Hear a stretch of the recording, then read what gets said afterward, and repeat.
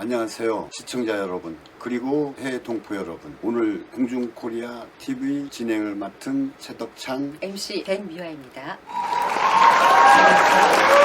오늘은 우스갯소리로 잠시 여자가 백년 주기로 나타나 나라를 뒤흔다는 말이 있었다고 하는데요. 첫 번째로 오늘 장녹스에 대해서 알아보겠습니다. 오늘은 노래 한 곡 먼저 듣고 시작하겠습니다. 가는 세월 바람 타고 흘러가는 저 구름아 수많은 사연 담아 가는 곳이 어둠에냐 우중 궁궐 청망 끝에 한마치 마동역과 눈물과 건너서 높은 뜰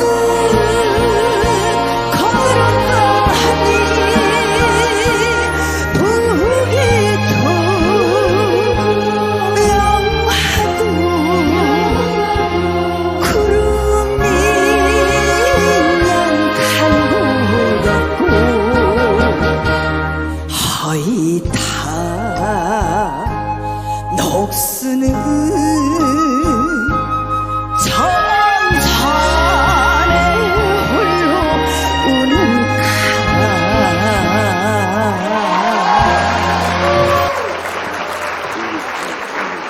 네, 잘 들었습니다. 그렇죠? 네. 1995년 KBS ETV에서 방영된 사극으로서 월화 드라마입니다. 연상군이 아닌 배우 이한희 등이 장녹수 주인공으로 최초로 한 사극이죠. 온 국민이 알 정도로 유명한 곡이었습니다. 이 드라마에서 애달게 흘러나온 이 곡은 드라마 장녹수에 관한 노래라는 것을 잘 아실 겁니다. 천민 신분으로 태어나 연산군의 총애를 받아 후궁이 된 장녹수의 사랑과 열정에 관하여 의견을 나눠볼까요? 네, 그렇게 네. 하죠. 네, 장녹수 하면 조선시대의 가장 흉악한 폭군과 가장 악독한 요부로 불리워졌던 두 사람이 있는데 바로 연산군과 장녹수입니다.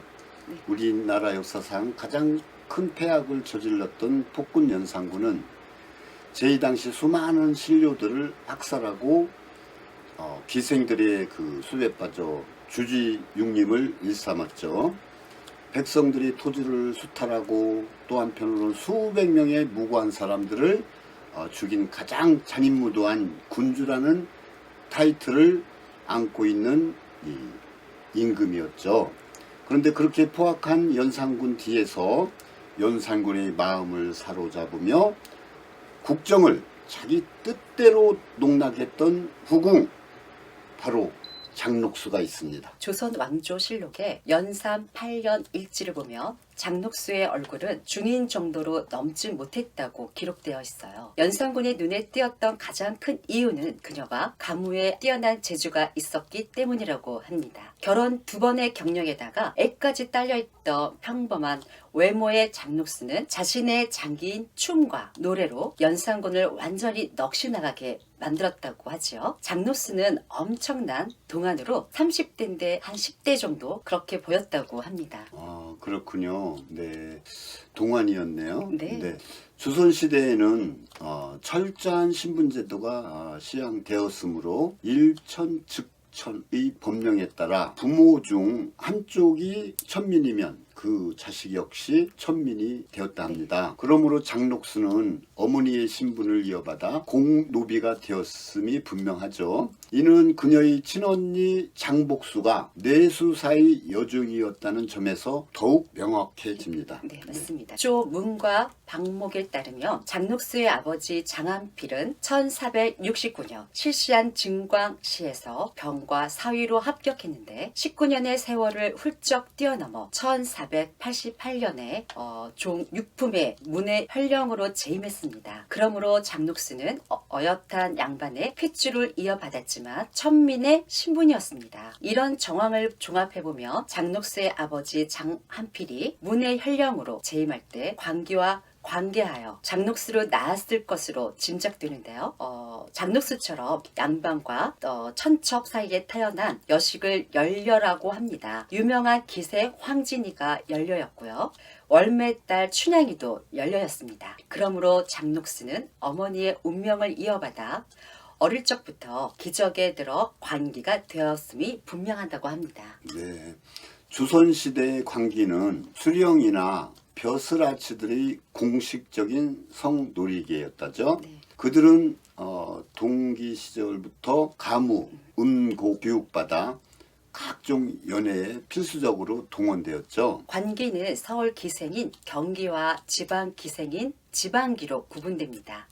지방기 중에서 미모와 재주가 뛰어난 사람을 경기로 뽑아 올렸는데 세종대 경기 정원은 125명이었고요. 성종대, 왕선대, 경국대전에는 3년마다 지방기 150명을 뽑아 올리라는 조항이 명문화되어 있었다고 합니다. 연산군이 여학을 강화하면서 지방기를 대거 모집한 것은 불법이 아니라 통치의 일환이었던 셈이죠. 장녹수 역시 지방기로 활동하다가 경기로 선발돼서 서울로 올라왔던 것입니다.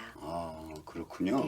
지방기가 경기로 뽑히게 되면 한마디로 인생 역전이라고 하죠. 네. 작게는 고관 대작들의 소실이 되는 영광을 누릴 수 있고, 크게는 임금님의 눈에 들면 또 후궁이 되기도 되어 하죠. 면천되죠. 또. 연산군의 아버지 성종도 풍류를 좋아하여서 수시로 궁중에서 연회를 열었고, 이때 활약한 영흥 기생 소춘붕이 기명을 떨쳤다고 합니다. 네. 1505년 그 당시 연산군 11년, 연산군은 한성 부서부 여경방에 있던 장학원을 연방원으로 개칭하고요. 지방기를 대거 서울로 불러들였습니다. 재주 있는 지방기가 들어오면서 장학원은 굉장한 활기를 띠게 되었죠. 미인들이 자꾸 속속 들어오니까 네. 활기를 띠게 되겠죠. 연산군은 수시로 대궐에서 연회를 벌임으로써 그녀들이 가진 능력, 가무 실력이 그런 능력, 개개인의 능력을 한껏 펼칠 수 있다고 발휘할 수 있었죠. 네네, 그 당시에. 네. 연산군이 장녹수를 만난 것은 주기 8년째인 1502년, 연산군의 8년, 제한대군의 저택이었다고 합니다. 네. 그 무렵에 연산군은 무오사화를 통해 강력한 왕권을 행사하고 있었다고 하지요. 네. 여진족이 준동하는 평안도와 함경도 일대에 장성을 싸게 하여 국방을 강화하고 음란한 남녀를 사형에 처한다는 법률을 제정했어요. 원자 이왕을 왕세자로 봉하여 정치적 안정도 도모했다고 합니다. 네, 그의 어머니 안순왕후 역시 그 성종의 어머니 인수대비보다 서열이 높았지만 높았죠. 네. 인수대비의 성정이 드셌으므로 골내에서 숨 죽은 듯이 지냈다고 합니다. 아들과 어머니가 골내에서 골 밖에서 잔뜩 웅크리면서 살았죠. 기죽으면서 살았죠. 그래, 연산군은 이런 모자의 처지가 패비윤씨와 자신의 처지와 비슷하다고 느껴서 종종 밖으로 이제 미행을 나가 숙부와 함께 술잔을 기울였죠. 그 숙부가 바로 제한대군이었죠. 네. 빼어난 음률과 교태를 자랑하던 장녹수를 만났던 것입니다. 맞습니다. 네. 그 무렵에 장녹수의 나이는 30살 남짓으로 아들까지 하나 있었다고 합니다.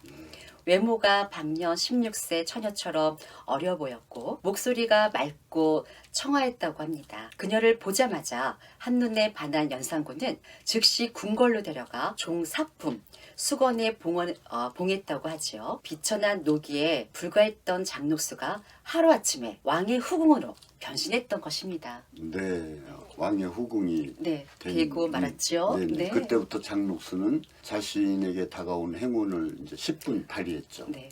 미색이 뛰어나지는 않았지만 네, 특유의 맞습니다. 그 교태를 발휘하여 연산군을 침실에 끌어들였고, 사로잡았죠. 네네. 네. 그래서 그 모성에 굶주렸던 연산군에게 어머니처럼 따뜻하게 대해줌으로써 마음의 빈칸을 장녹수가 채워줬죠. 네. 네. 그 대가로 장녹수는 그 이듬해 더 높은 종삼품 수경으로 품계가 올라갔어요. 언니 장복수의 아들이 면천대는 또 기쁨도 맛보았고, 갑자기 출세한 그 처제 덕분에 형부 김효수는 한경도 이 별감이라는 벼슬을 거쳐 칠품인 무관직인 사정에까지 이르렀다 합니다. 최근 소장학자들의 연구에 따르며 흥청은 태평성대를 기리기 위한 여성과 무학대였다고 합니다. 연산군은 호색한으로서 미녀를 탐했던 것이 아니라 낭만적인 절대 군주로서 궁중의 여학을 광했던 것이죠. 그런데 후세의 흥청은 분수를 잃고 풍류에 빠져들었다는 뜻의 흥청망청이란 말로 변질되었다고 합니다. 네, 그런 유래가 있었군요. 네. 네, 흥청망청 많이 들어오죠. 네. 원래 연산군은 그 단종 이후 처음으로 궁궐에서 태어난 왕자였죠. 네, 왕자였죠. 네, 네. 준비된 제왕으로서 학문이 뛰어났을 뿐만 아니라 문학에도 재능이 있었고, 네. 효송도 지극했죠. 지극했다 합니다. 그는 즉위 초기에 암행어사를 파견하여 민심을 바로잡고 과거를 열어 인재들을 등용하는 그런 뛰어난 정치력을 발휘했었죠. 네. 연산군 때 대표적인 사화로 일컬어지는 무호사화와 갑자사화는 강력한 왕권을 지향했던 연산군과 살인을 축출하였던 훈구 세력, 앞에 두 세력을 견제하고 살인파의 오랜 갈등이 폭발한 사건입니다. 1498년 연산군 4년이죠. 무호사화를 통해 살인을 대거 숙청한 연산군은 그들의 근거지인 성균관을 폐쇄해버렸다고 합니다. 네.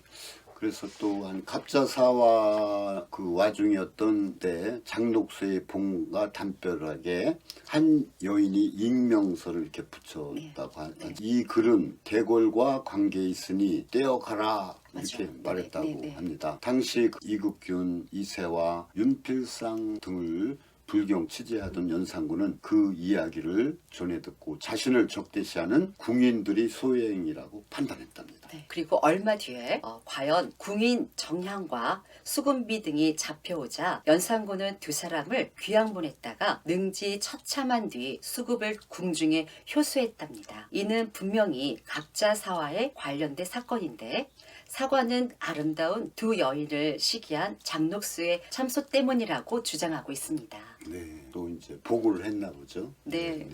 1505년 12월 그 운평 국제화라는 이제 궁녀가 있었는데 장녹수의 치마를 밟았다는 이유로 차명을 시켰어요. 그 머리를 연방원에 효시했다 합니다.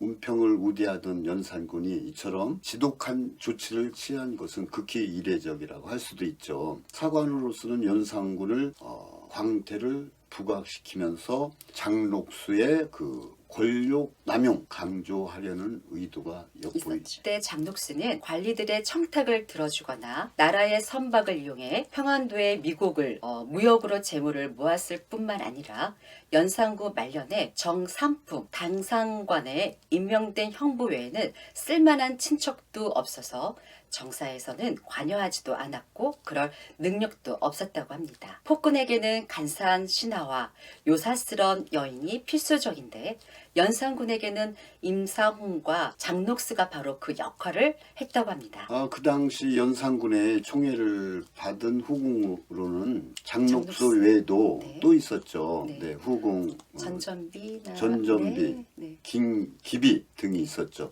그런데 사관에서는 오로지 장녹수만을 집중 공격하고 있다는 것이죠. 비천한 창기 출신의 후궁이 득세하는 꼴이 그들에게도 눈뜨고 보지 못할 그런 참사였기 때문일까요? 네, 아마도 네. 네. 연산군은 성균과 유생과 사학의 유생을 규찰하여 성종 이래 사치와 방만을 일삼던 양반 사회를 견제했습니다. 그처럼 연산군은 유교의 복잡한 의례를 배격하고 간소하고 실질적인 의례를 권장했습니다. 그리하여 유림을 중심으로 반정 분위기가 무르익어가고 있었는데요.